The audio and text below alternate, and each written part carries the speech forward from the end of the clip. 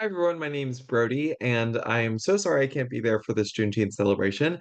But I will be in Baltimore, unfortunately. But we can thank the kind of virtual world of Zoom that I can join you in this way today.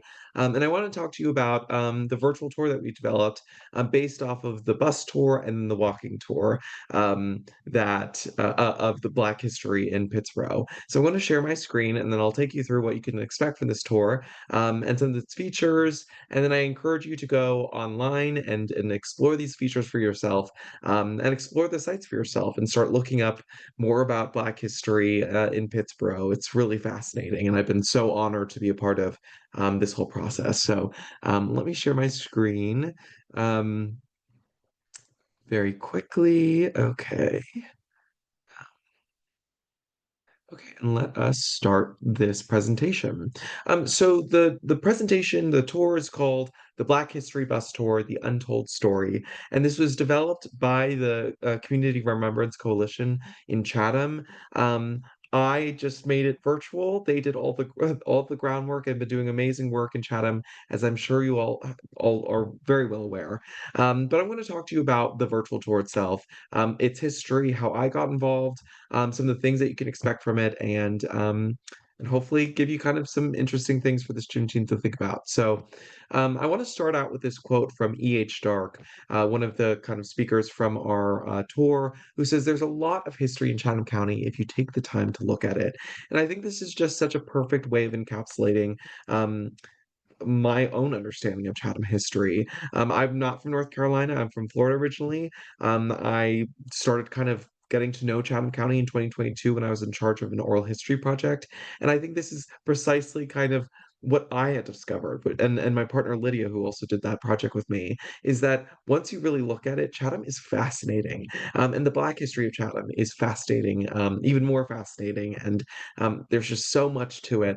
And so it's venues like these, the bus tour and the walking tour and all the different initiatives of the CRCC, where this stuff can really be highlighted. And I think what's kind of cool is it's not just for newcomers; it's also for people who have been here for decades and whose families have been here for centuries. Sometimes it takes a tour or kind of some sort of prompting to make you realize, wow, this place that I've been in that seems very normal actually is really unique. And so I hope this tour does that for both newcomers and old comers alike. So I want to start this tour out kind of zooming back to when Dorothea Lange visits Chatham County in 1939.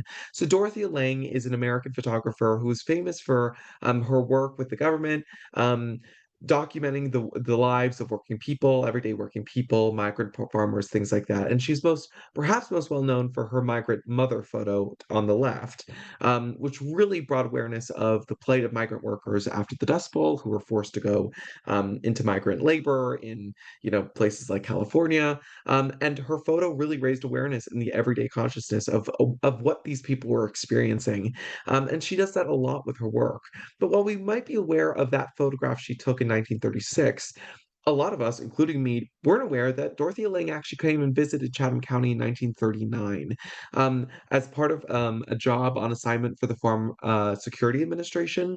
And she documented migrant, sharecropper, and tenant farmers' lives in the rural South. So she's going throughout the whole, southeastern United States, and she stops in Chatham County in July of 1939. Um, and I just love this quote from her. It says, "The camera is an instrument that teaches people how to see without a camera." And I think tours like this, that the CRCC have put together, and a lot of the other good historical work that folks up in UNC and a lot of different universities across North Carolina have done, really also do that for people, right? They also teach people how to see their surroundings in a new light, and I think that's a really kind of cool way to look at it.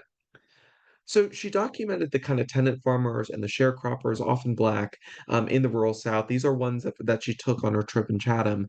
Um, on the left, we see the tenant farmer photo. We also see, for example, wife and children of Mr. Hubbard, tenant farmers on the right. I'm sure someone's done this, but I think it'd be so interesting to track down this family to share these photos. I'm sure it's been done, but I haven't heard of it. But these are really intimate looks at these people's lives in the county. But she didn't just capture rural life, she also captured Black urban life as well, or the urban kind of as kind of urban as Pittsboro was at the time. And what we see, I think, would shock a lot of people who are newcomers, especially someone like me, to Pittsboro, where we see just vibrant Black life in Pittsboro, downtown Pittsboro.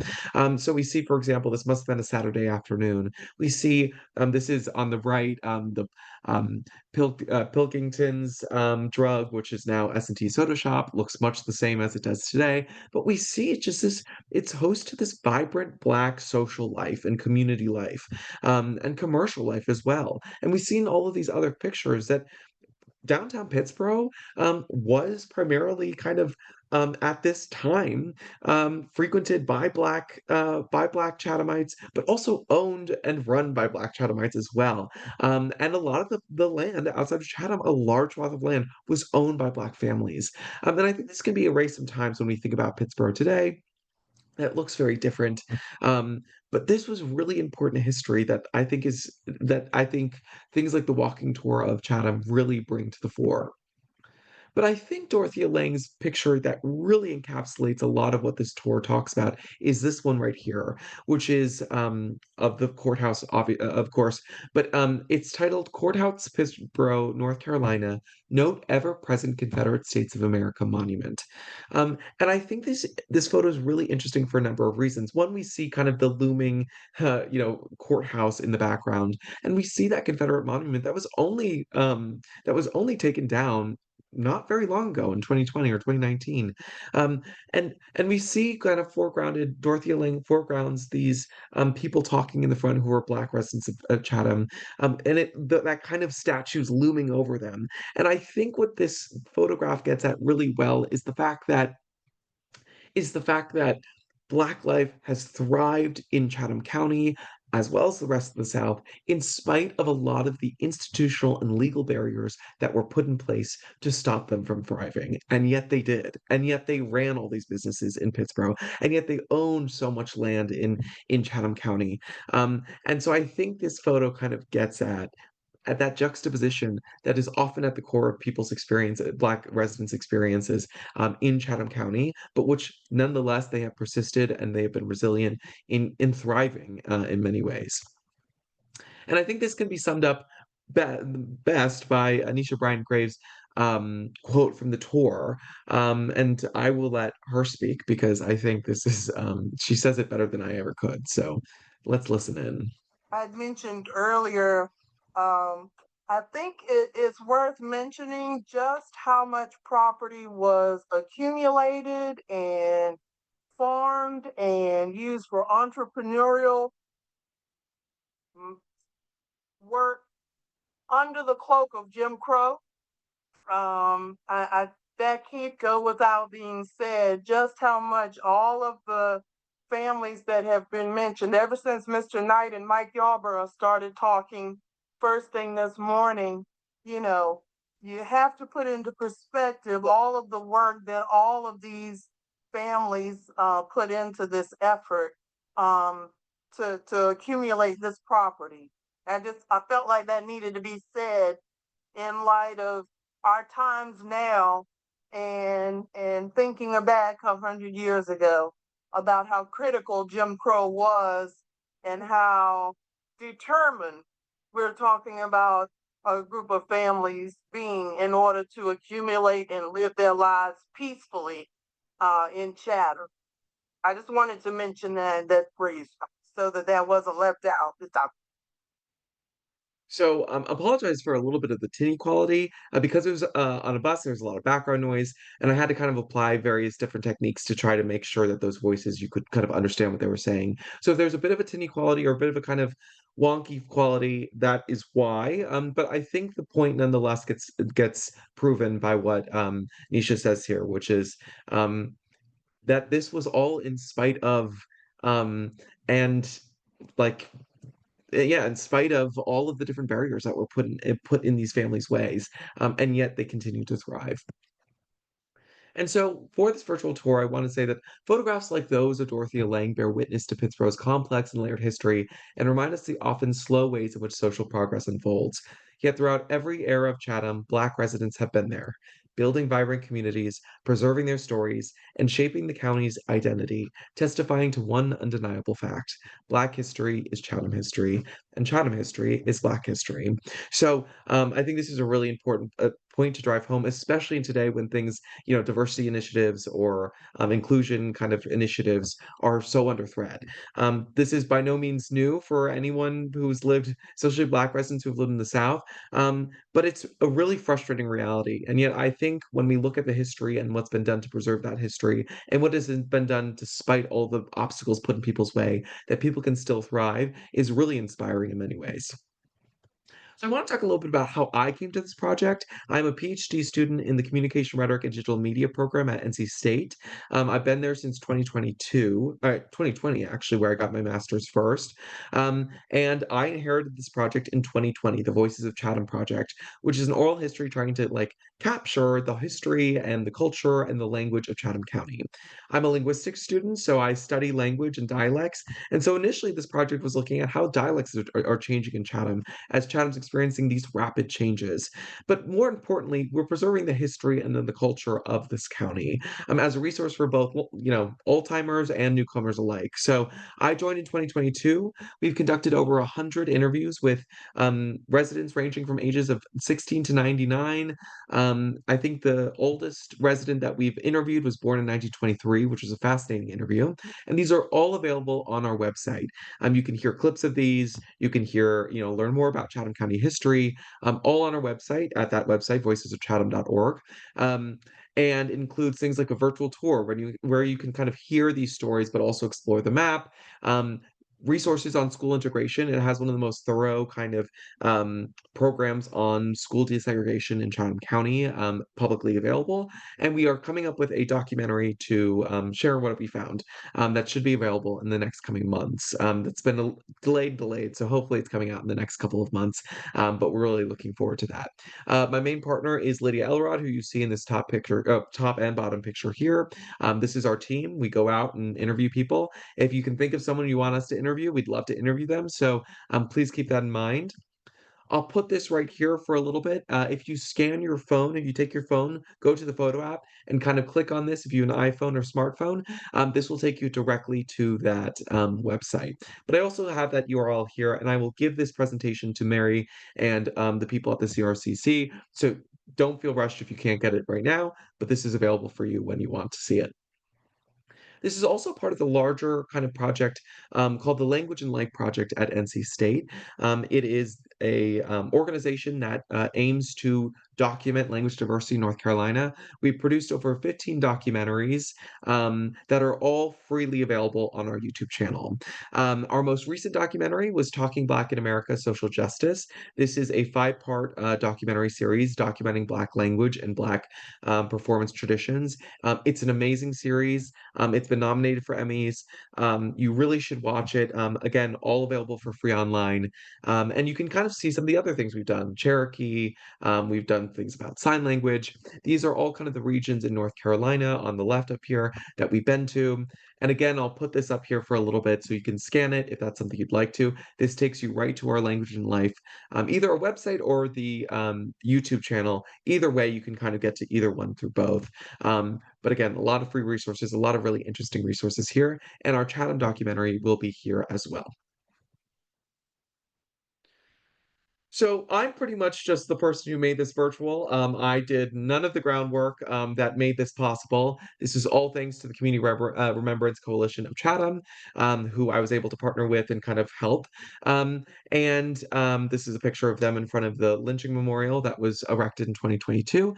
And this is their mission statement. But the thing I really want to highlight about this mission statement and what I think this virtual tour does is through dialogue with Black and white communities, the CRCC's initial actions will include a full accounting of the history of the county to include its Black citizens, because no history of Chatham County is complete without that history. And this is working to kind of unearth those stories, make those, they say untold stories, but in many ways, these stories have been told. They just haven't been listened to in a lot of ways. And so I hope this project helps to do that and preserve those stories for longer and making them accessible to the public. So this is all based on the walking tour of Pittsboro that was developed by the CRCC, that then turned into a bus tour that happened in June 15th of 2024, so last year. It consisted of 8 different stops, but there were multiple different places that were talked about along the way. Um, and along that route, I was unfortunately unable to be there. But Stephen Black and Lana Busler, who are both NC State students in the linguistics program, were really instrumental to making the recordings of that day, so that we could have that for in perpetuity, and photographing that day. So we're really thankful for the work that they've done, and please, also give the kudos to them because without them, this couldn't have been possible. We then made a virtual tour based on that bus tour that consists of things like the bios of speakers, the backgrounds of the speakers of this project, photographs of each of the sites that are mentioned and that are stopped to, the full transcript of all of the audio recordings that we have of this tour. We have audio recordings, of course, that are uploaded there, an interactive map where you can kind of click on different locations and see where they're located, what's going on at that different site, and then helpful historical resources that can help you learn more. So hopefully this becomes an educational tool as well for anyone who wants to use it in maybe a classroom setting or in a workshop setting. It makes it accessible and kind of easy to use. And hopefully you learn something from it as well. And I want to start out with this before we kind of get into the virtual tour of this quote by Dr. Stella Horton, who says, "History is in fact a story, and almost all subjects during these times are simply gateways to more extensive study and research. I invite each of you to seek additional sources for the study of the history and culture of people in Pittsboro." So I do want to mention that, this is a segment of Black history in Pittsboro, or history of Pittsboro, but this is only a segment. This is a gateway, as Dr. Stella Horton says. And I hope this is a gateway that inspires you to start looking for your own of the things that are interesting to you of Black history in Chatham County. Because once you start, you can't really stop. At least that's the way I feel, and I think you'll really find it worthwhile. And so please know that this isn't a full encapsulation. Obviously, we can't capture all the stories. These are just a select few. But again, I hope this serves as an inspiration for you to kind of look more deeply into this. So the virtual tour is available here. Again, sorry for all the QR codes, but if you scan them, you can kind of have them as tabs on your phone and look back at them later. I'm not expecting you to necessarily follow along, but you can scan this. I'm going to leave it for a second. This is the URL, and this is where you can access the virtual tour. Okay, great. So what do you expect for the virtual tour? I'm not going to go through the whole thing. That's something I would love for you to do, so that you can kind of explore it at your own pace, explore what's interesting to you. But I do want to give you a sense of what's there, and what you might expect on this virtual tour. So again, this tour is called the Black History Bus Tour, the Untold Story, and it includes all of those things that were on the bus tour, and a little bit more context as well, for anyone who wants to explore more. These are a little bit of the speakers that you'll hear on this in this and I'll move my screen. I don't know if this is showing, but I just don't want to block Mike Wiley's face the whole time. But these are some of the speakers who were on the tour, and who kind of gave their testimony. So we had a lot of people who came, and so we have people who have been here and whose families have been here for centuries. A lot of them. We have newcomers who have just become really ingrained in the community and want to learn more and want to preserve this history, religious leaders and lay people alike. So we had a really big diversity of people here, and listening to all of these people's stories is really worthwhile. And these are the people you hear on this virtual tour. These are the stops. So there was 8 altogether. Each of the circles with a number represents stops on the actual tour. And so there were 8 stops altogether. And all of those red little dots, the little red kind of arrow kind of looking things, those are places that are mentioned in the tour, but that we didn't necessarily stop at during that bus tour. So we cover a lot of ground in this virtual tour. So I'm going to exit out of this real quick, and I want to show you kind of what the overall look of this virtual tour looks like when you get to that website. It's going to look a little different for you, a little different for you on the mobile website. But let's start at the very beginning. Sorry, let me scroll back here. We start back at the beginning here, and what we can see is we have this, this place where you can navigate to the different parts of the tour. So here we get a little bit more of the untold story and kind of the background for what this tour represents, and different interactional features that you can kind of look at the history of Chatham and learn more about it. And then again, you see that map that I had on this here, but I want to show you that you can kind of click on each of these different things to see what it is. You can zoom in, you can zoom out, and it shows you like pictures and gives you a little kind of taste of what these sites are and what they're about. When we go to you'll hear this on this tour, who you'll hear on this tour, you'll see pictures and bios of all the different people who talk on this tour. Um, the virtual tour is kind of the meat of this whole experience.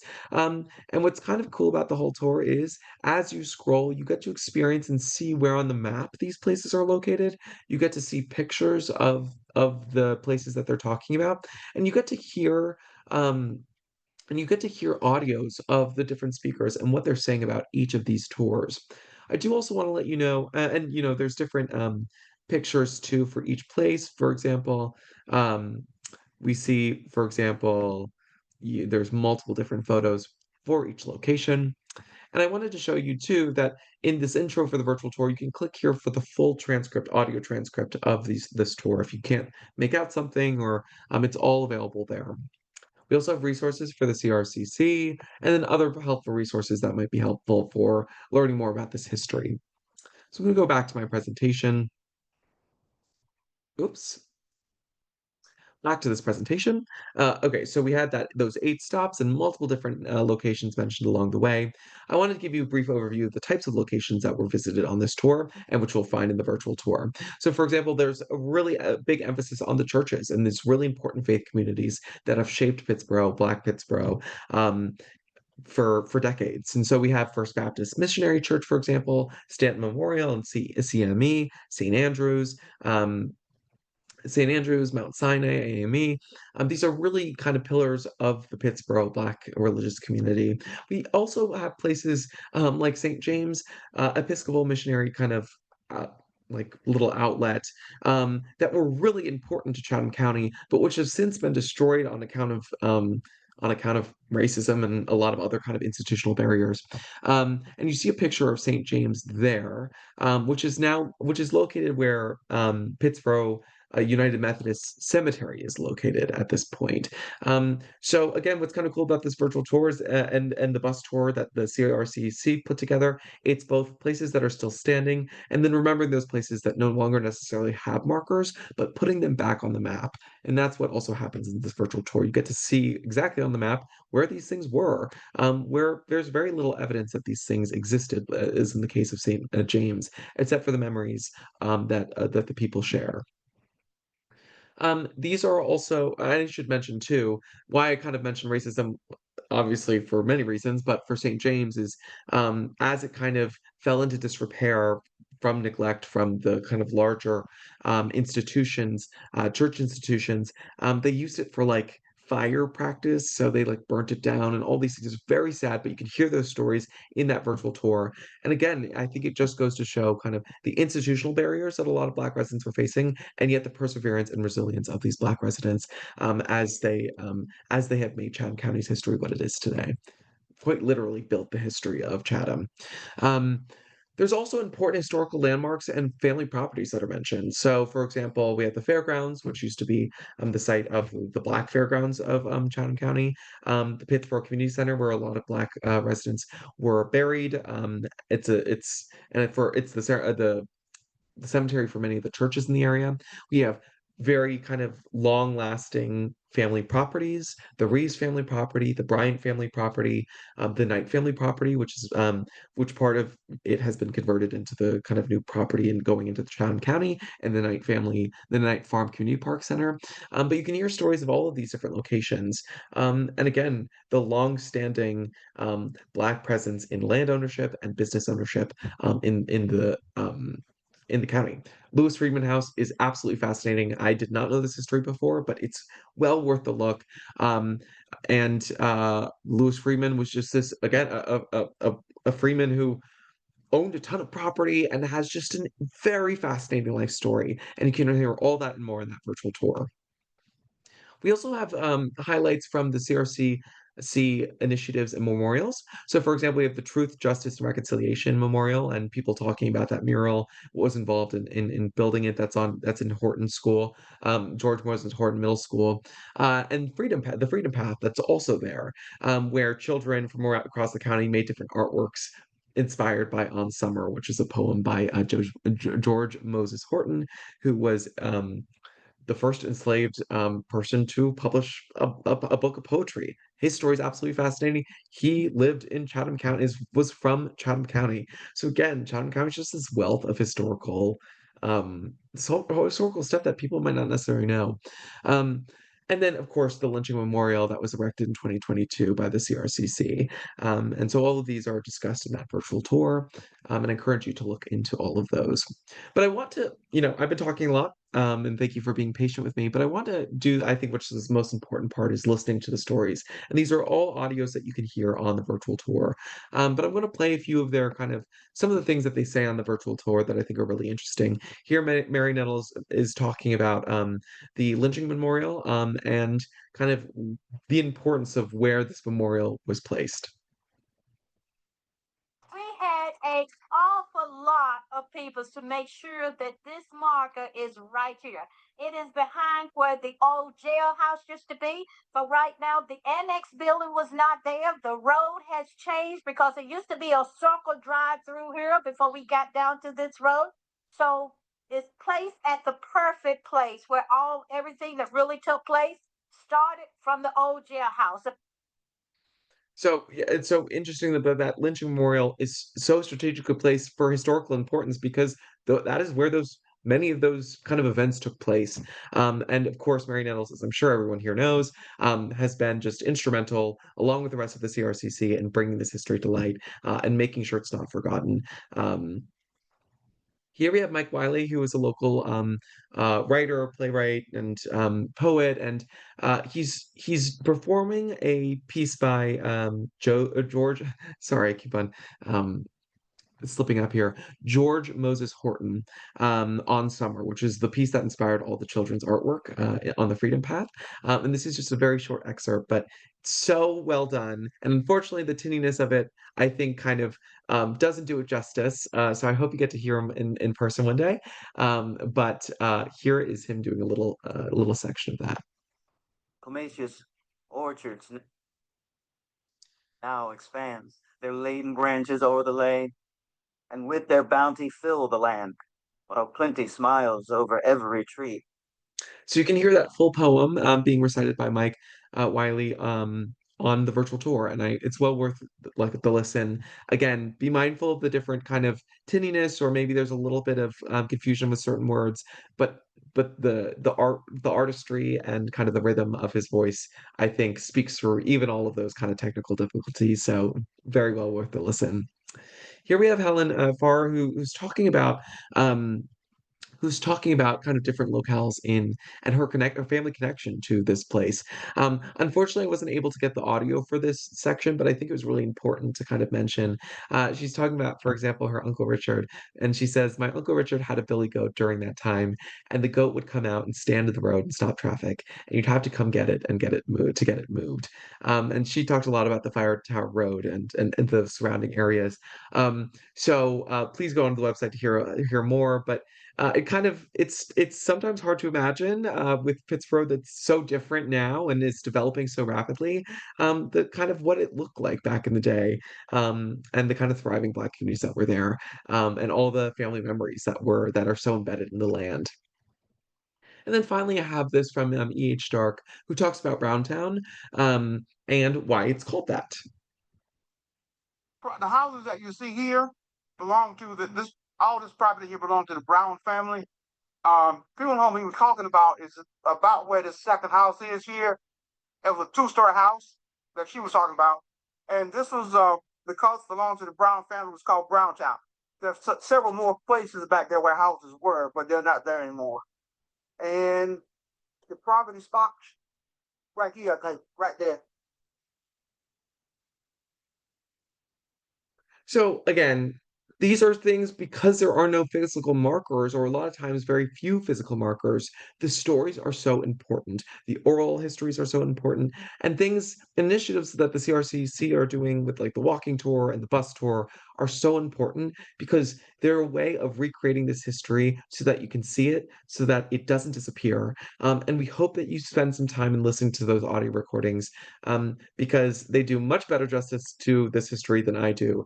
And I was just very honored to be able to play just even a small part in bringing that story to life.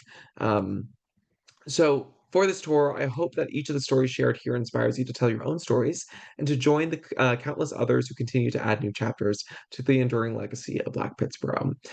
So happy Juneteenth, everyone. Sorry I couldn't be there in person. I hope you enjoy your day, and I hope this inspires you to learn more about the history and hopefully get involved in the CRCC's initiatives or local history initiatives in your area. So thanks so much, everyone. Have a great day.